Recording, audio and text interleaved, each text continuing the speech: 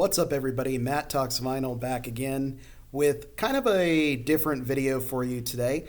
We're going to be taking a look at some of the music, rock and roll action figures made by the incredible Todd McFarlane and his subsidiary McFarlane Toys. For those of you folks that don't remember, Todd McFarlane was one of the top graphic artists, comic book artists of the 90s. He's probably most famous for creating two really iconic characters, Venom from Spider-Man, as well as Spawn in his own comics, Image Comics. From there, he spun it off into a complete business and started producing toys and things of that nature. So we're going to take a look at some of the music action figures that he made. So the first ones we have here are Kiss with the Ultra Action Figures Series 1. They didn't know it would just be Series 1 at the time. I owe a lot to these toys because they're kind of what got me into Kiss. I found these first. I really liked them, got them for Christmas, and then I discovered the music later. These were really great toys, and you can kind of see in these pictures, they came with a lot of accessories, and they were really good representations of the band. This was done for the reunion tour in 1996. Kiss created action figures with the Mego company back in the 70s, so this was kind of a way to signify that Kiss was back and bigger than ever. The next series that Kiss produced with McFarlane Toys were these for the Circus comic series. I actually remember telling myself I didn't want these as a kid. I was like, well, I already have the one set, I don't need the other. And then I remember, I think it was Ace. He was on discount at the mall, and I was like, you know what, I'll get these. What was cool about these guys is that you actually got two action figures per pack. Each character came with the counterpart that they had in the comic books. So Gene came with the Ringmaster, Paul came with the Clown, Ace came with the Stiltwalker, and Peter came with the Beastmaster, who also came with a panther. So it was really cool. You got a lot of bang for your buck with these particular figures. They also had a lot of cool accessories too. Gene, it's kind of hard to see, but his little dragon thing on his shoulder was able to fire a little fire missile. Same thing with Ace. Paul had a sword, and then Peter had spears and stuff. This series I've been kicking myself for not getting now because every time I find them, they're crazy expensive. McFarlane did multiple lines of the Beatles Yellow Submarine set with different accessories and all kinds of stuff, different characters. And each time he released them, they were pretty much a completely different set. So so you could effectively pretty much get the entire cast of the film, not just the Beatles, but also Old Fred, the Submarine, Jeremy, Blue Meanies, Apple Bonkers.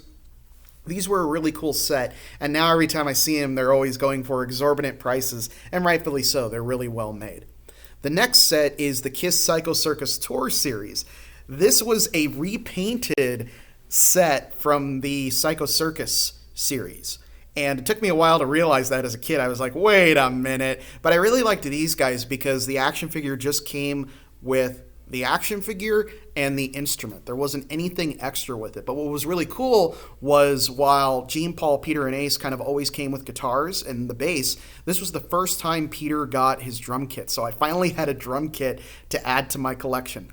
And what I would do is I'd put on little concerts with these guys. I would turn off all the lights, set up a little stage, a crowd, and I would put on some live Kiss and pretend I had my own little private Kiss concert. It was a lot of fun.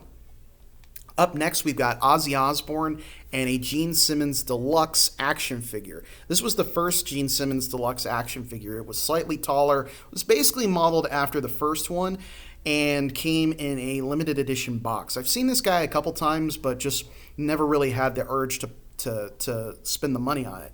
The Ozzy Osbourne action figure was really, really cool. He came with an entire stained glass set, a bunch of headless doves and bats. He was just a really cool action figure. They gave him some pretty sick muscles too. It was really neat. I got him for my birthday one year along with the Rob Zombie action figure that you're going to see in a minute.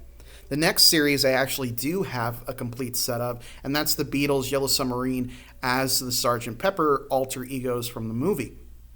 These guys were really neat because they came with the instruments as well as other characters from the film. I still have all these guys. They're in storage, obviously, in boxes and stuff. But one day I hope to display them properly. The one I got came, well, the multiple ones I got, one of them came with the bulldog from the film, and that was really cool to have that because he's a really interestingly designed character. And luckily, right when these guys were available was right when I was getting into the Sgt. Pepper album, so everything just synced up very perfectly with it. The next set is the Kiss Alive set. This is pretty much a recreation of the photo featured in the album art for the Alive album. I don't think it's not the one that's on the cover. I think it might be one of the inserts or maybe even the booklet. I'm not exactly sure. This was another cool series. The only problem I had with these was they were very limited in their movement. So the other figures were pretty much fully posable. These guys is where they started to move into more like statuettes type characters. But it was still a really cool set. And I got a second drum kit with the Peter figure, so now I could do a little double bass setup. It was pretty sweet.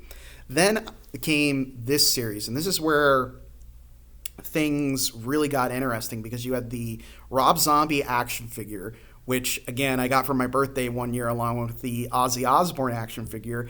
You had the Alice Cooper action figure, which I could not believe. I was so excited to get that figure, and I remember we special ordered it from a company, and when it came in the mail, it was the wrong action figure, and I was so upset. I'm pretty sure I cried.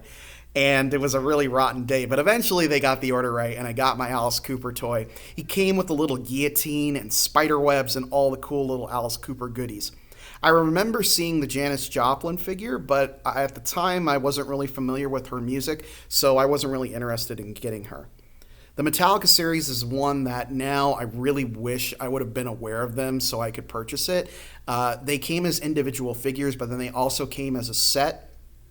I've seen the set before, but it always goes for exorbitant prices. What's really cool about this is they pretty much turned some of the tour photos into basically 3D sculptures. They did a fantastic job on these. From here, I got a couple of these. I had the Jim Morrison figure. I didn't have the Jerry Garcia. The Gene Simmons featured here is actually another Gene Simmons special edition that was really big. And then the Angus Young, oh man, that was so cool when I found out they were doing Angus Young, because the two biggest bands when I was a kid to me were AC/DC and Kiss. And I had all the Kiss figures, but there were no AC/DC figures. So when they announced they were doing Angus, I was so excited. This was where I was just being a stupid kid. This is the Creatures of the Night set, also known as the Dynasty set. I didn't like the costumes of this era when I was a kid, and it really bugged me that they included Eric Carr. Again, I don't know why, other than I was just an obnoxious kid who was just like, no, not Eric Carr. And I really didn't like the Gene Simmons look. I always thought that looked like crumpled tinfoil. Now, I could see what they were trying to do, and I really wish I would have gotten the full set. These are the busts that they made of the Alive set, and they actually did a couple runs of these. They did ones that were fully painted, ones that were painted to look like stone, and then I think there was a silver and a gold series. These are really cool. I've seen them a couple times, but I just never had an interest in them. I honestly do not remember the Iron Maiden figures, but that Eddie for the Killers, I might have to end up looking for that one. That looks so cool. The Gene Simmons, you guessed it, is another special edition large-scale figure. The Trooper, it looks pretty cool, but I gotta look for that Killers one now. Again, I don't even remember them doing that. I do remember this Jimi Hendrix figure. They did one that was small scale, and then I think they did one that was a larger scale, and I think it played some music. Some of these did play sound clips. They had buttons and electronics in them. But this Jimmy, I mean, I've seen other Jimi Hendrix toys and statuettes before. This one looks so much like him. They did such a good job with this. Up next, we've got the Beatles cartoon figures, which I don't think really translate well to 3D. That George Harrison will haunt my dreams. It looks really creepy from the side. That said, I think this is a cool set. Wouldn't mind having this in my collection. Another Gene Simmons super special edition, two Elvis comeback special figures, and then they did a deluxe set of the Love Gun cover, and I think this is where I really started to kind of fall off with getting the action figures and stuff. It wasn't that I wasn't interested in anymore, but there was just so many of them coming out, and it was hard to keep up with them. I could have sworn I had that Bark of the Moon figure, but I was looking around the other day, and it turns out I don't. I maybe maybe I'm just confused. From here, they really started to expand the catalog to not just rock and roll figures, but a little bit of everything. They did a second Jimi Hendrix figure. They started to dip into early rock and roll with the Elvis figures. And then it's kind of hard to see, but they did a Motley Crue Shout at the Devil set. Here's a better look at the individual figures, and then they did a full stage set with this. Again, I wasn't familiar with Motley Crue at the time, so had I been, I probably would have definitely seeked these guys out. They're pretty cool. From here, they went even further with their Elvis series. They did the gold suit Elvis. They did a reissue of the white suit Elvis. They did Slash with some Marshall amps. And then they started to do these Evolution series with the Kiss figures where they did Paul and Gene, but it was the figures from, I think, like the last 4 sets. I don't think they ever did one with Ace or Peter just because they would have only been 3-figure sets. I don't know if they ever intended to do more.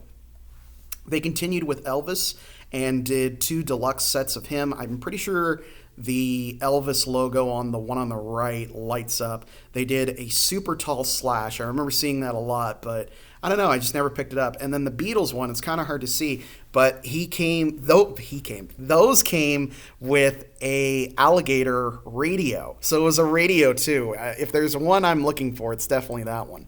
From here, they went further with the Elvis stuff, doing Jailhouse Rock and Blue Hawaii, and then they started doing these 3D album covers. I don't know. They're cool, but I just never had a desire to get them. And then the last one of kind of, I guess, the classic series. Oh, sorry, we have 2 more of the classic series. They did these Bon Jovi figures. I don't remember those, and I'm kind of glad I don't. I'm not a Bon Jovi fan. I really never have been. No, thank you. But if you're a fan of Bon Jovi, know that these exist. And then they closed out with 2 more Elvis figures with the Live from Hawaii figure, and I don't know what that other one is. I'm not sure what that other one. But I think they're going to be doing more. They're kind of making a comeback with the new collector's market. They have aisles of it at Target and Walmart, so maybe we'll see more of these guys. Did you have any of these action figures? Do you have any memories with these action figures? Did you blow any of them up trying to recreate the stage pyrotechnics? Let me know in the comments below. Thank you guys so much for watching. I hope you enjoyed this video, and I will see you guys next time. Don't forget to support the channel by liking, sharing, commenting, subscribing, checking out my old videos, and I will see you guys next time.